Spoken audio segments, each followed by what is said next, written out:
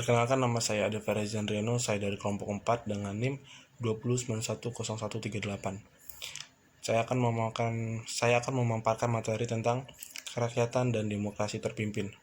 Kerakyatan atau kedaulatan rakyat adalah paham demokrasi Indonesia yang dibangun berdasarkan 3 prinsip sebagai berikut.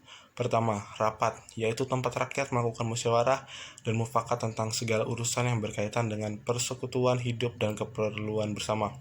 Yang kedua, masa protes, yaitu hak rakyat untuk berserikat, berkumpul, menyatakan pendapat mengenai segala peraturan perundang-undangan yang tidak adil. Ketiga, tolong-menolong dan kolektivitas, yaitu penyusunan perekonomian nasional sebagai usaha bersama yang terdesentralisasi.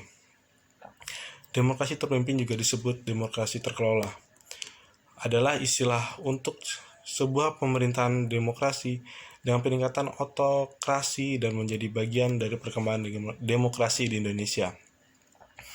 Pemerintahan negara dilegitimasi oleh pemilihan umum yang walaupun bebas dan adil digunakan oleh pemerintah untuk melanjutkan kebijakan dan tujuan yang sama. Atau dengan kata lain, pemerintah telah belajar untuk mengendalikan pemilihan umum sehingga pemilih dapat melaksanakan semua hak-hak mereka tanpa benar-benar mengubah kebijakan publik. Selanjutnya,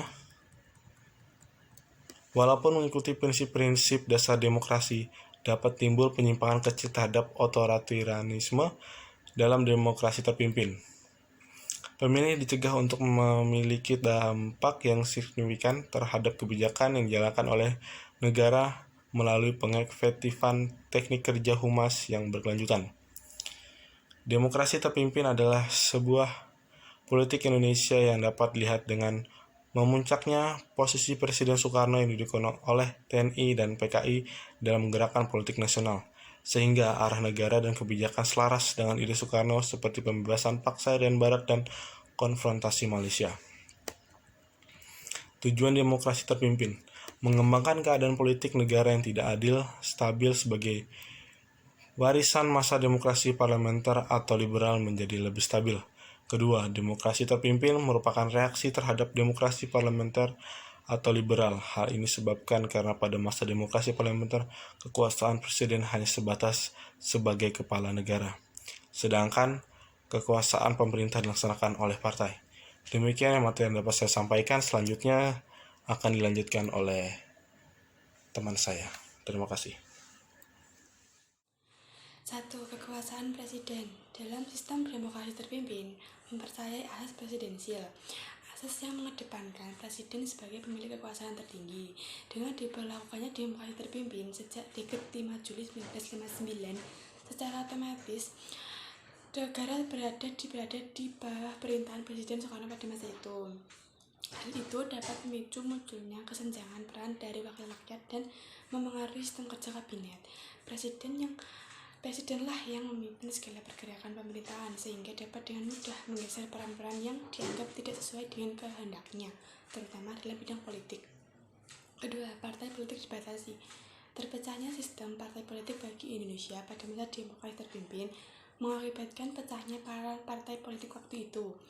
Kehadiran para politik bahkan tidak dilaksanakan untuk mengisi kedudukan di pemerintahan, melainkan untuk menjadi pendukung dari segala kebijakan presiden. 3. Peran militer semakin kuat.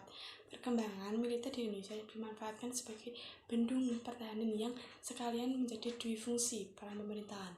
Kekuatan angkatan bersenjata pada masa ini sangat memiliki kekuasaan yang tinggi, bahkan lembaga pemerintahan berada di bawah komando kepemilikan.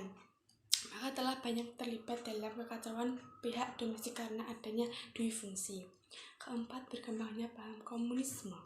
Partai Komunis Indonesia mengalami peralihan kekuasaan pada masa demokrasi terpimpin karena adanya hubungan timbal balik antara Presiden dan Soekarno dengan Partai Komunis Indonesia atau PKI.